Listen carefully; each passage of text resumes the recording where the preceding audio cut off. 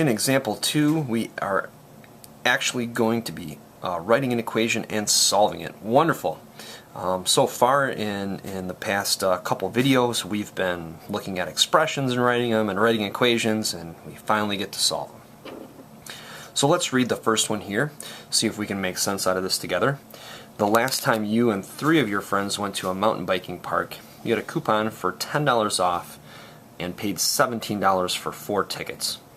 What is the regular price of 4 tickets? Ooh. Well, we don't know the regular price, so let's let T, and I'm going to make a funny looking T here, because if I don't, my T's look like plus signs. And so let's let T equal the price per ticket, and that's going to be in dollars.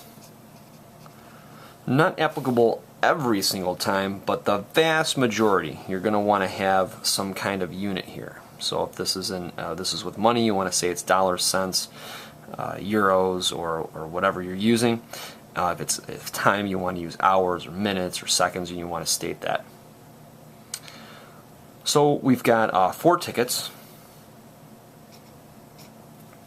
and that would be, let's see, the price of a regular ticket would be, and that's price per regular ticket, sorry about that, and that would be T, so the price of 4 of them together is 4 times T, and then minus 10, that's got to be equal to the total price paid right here, 17. So 4 times the regular price would give us the regular price of the tickets. Take away 10 would get us to that 17.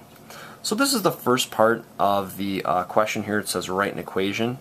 So here's our equation. Now we're going to solve it.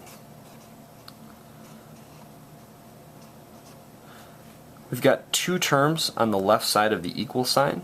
So we're going to add 10 to each side.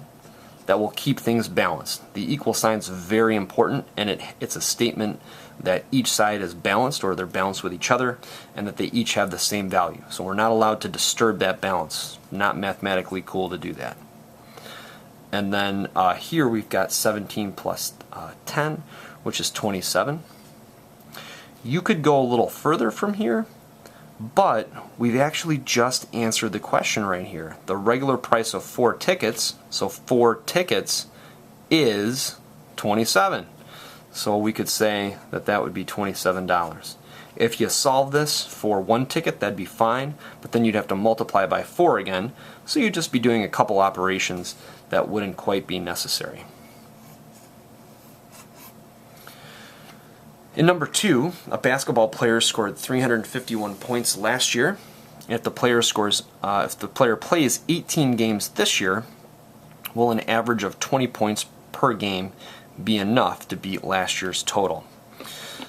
So you could probably figure this one out without writing an equation, but we'll try to do that in this case just for practice. So let's see here. We've got 351.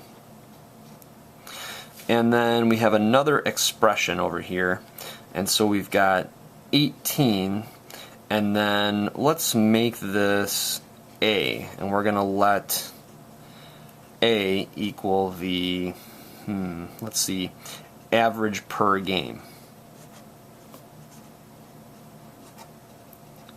And if we just multiply 18 and A together, that'll give us the total points.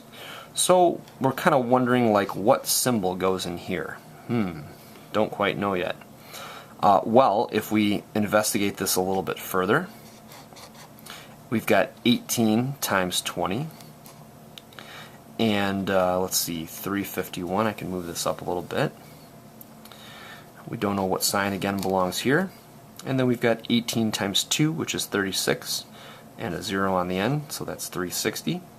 And so if the player plays 18 games and then 20 points per game, what will wind up happening is that player will score 360 points for the entire year. So we can put a less than sign. The question is, will that be enough to beat last year's total? So the answer here would be a resounding yes. This player would have 9 more points than they did last year at 351.